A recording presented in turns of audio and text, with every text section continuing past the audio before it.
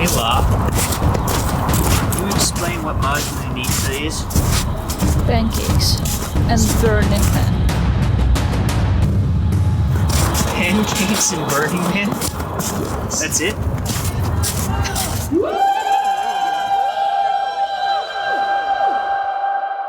Maslenitsa is a folk pagan holiday that modern Russia has sort of readapted as a pop culture institution rather than a religious one. It's historically a pagan festival where you worship the sun as it arrives from behind the clouds of winter, and it's symbolized by both these cool wheel symbols that you see everywhere this time of year, and also, weirdly, pancakes. I suppose because these pancakes look like the sun.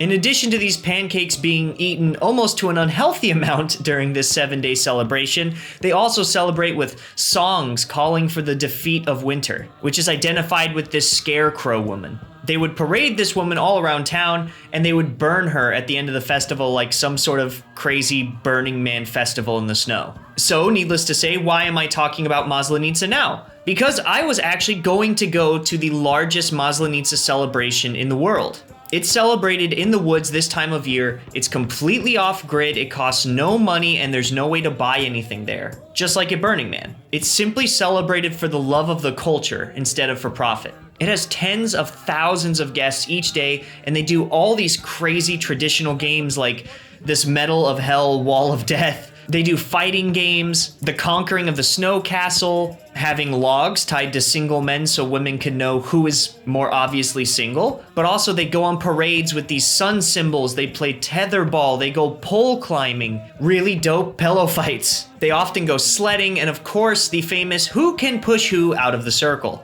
These may appear to be schoolyard games, but this is the way people have celebrated the same tradition for thousands of years. But I digress. When I said I was planning to go, it's because I got sick the day before we were supposed to get the secret location of the event. You see, the event is only given out the day before via secret Telegram chat. And when I started being sick, I knew with my heart condition, walking an hour in the snow would not get me very far. But, like the sun rising from the ashes of that burnt scarecrow every winter, my friend offered to take me to a smaller scale Maslenitsa this year that anyone can go to inside of Moscow. If you go to Kolomenskoye, it's a park with a lot of pagan roots that I happened to do a video earlier this year on if you're interested. They throw a hell of a party for families and little kids as a cultural excursion for folks on the final days of the festival. When you show up to the park, you'll see way more people than normal carrying small little scarecrows and wearing bread ring necklaces. These are all signs that you're in the right place. There's the occasional scarecrow next to the giant medieval cathedrals, and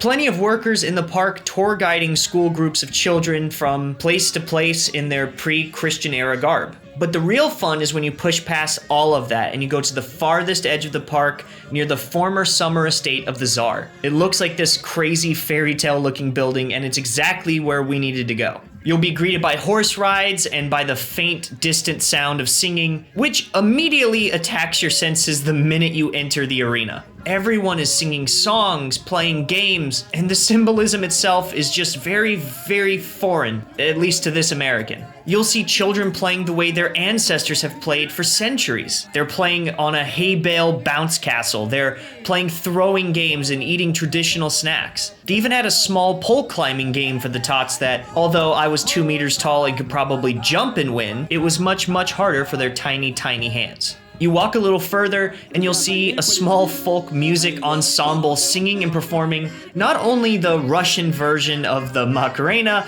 but real Slavic pagan chants and songs for bringing about the spring. I asked my friend what they were singing, and a lot of it was just old Slavic words that didn't make a lot of sense, with most of it just being fun little dances for kids. And these are the songs that so far you've heard all over the entirety of this video. I recorded all of the music from here. But they also occasionally taught people the real old chants like this one.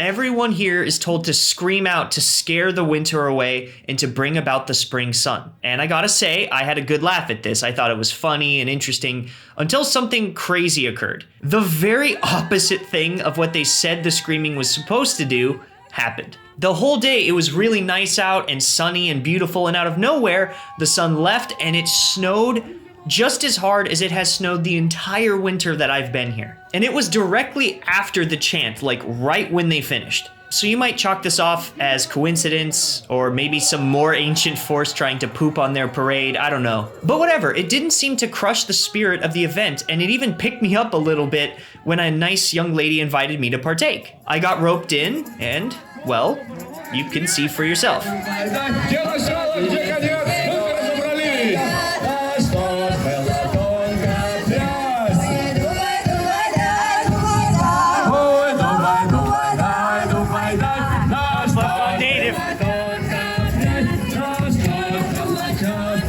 This is one of those moments that people bring with them through the whole of their lives, I think. It was so colorful, so joyful, man, it was just such a wonderful memory. And I'm so glad and thankful for my friend who filmed so much of this for me, because I certainly got lost in the moment and in my thoughts more often than I'd like to admit, and we would have missed all of this. But like every good memory, the song eventually ended, so everyone finished with a few more hurrahs, and I decided to check out the Pagan-Pancake station where, to my surprise, they were having another piece of Russian culture that I hadn't ever seen before. And I don't mean the dancing bears, although those are cool. They were putting on a performance of some traditional cool Russian dance that I will now show to you guys.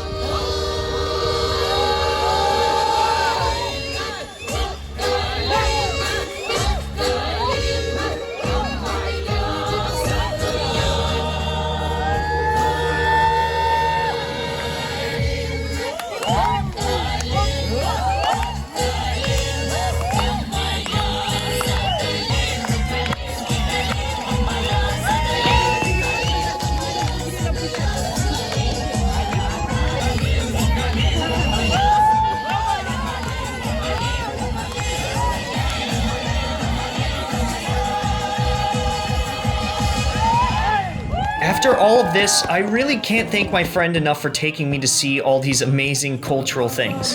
His head was too big. I think it's too big.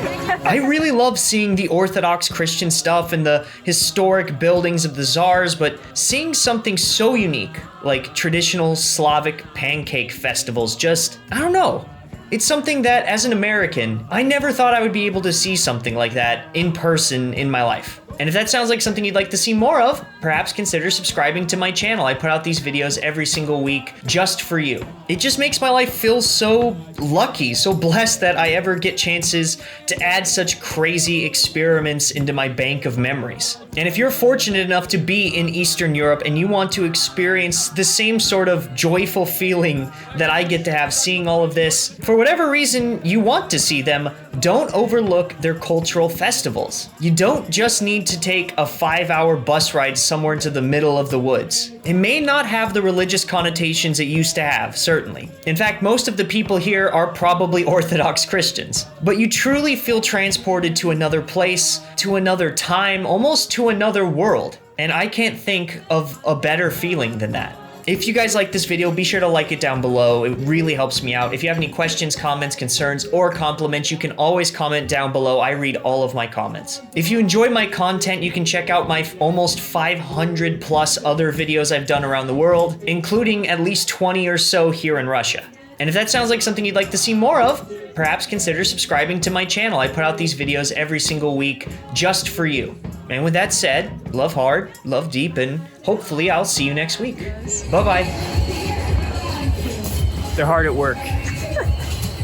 See, in Russia, there's cheap labor everywhere you look. There's cheap laborers willing to build you a home. These are under my employ.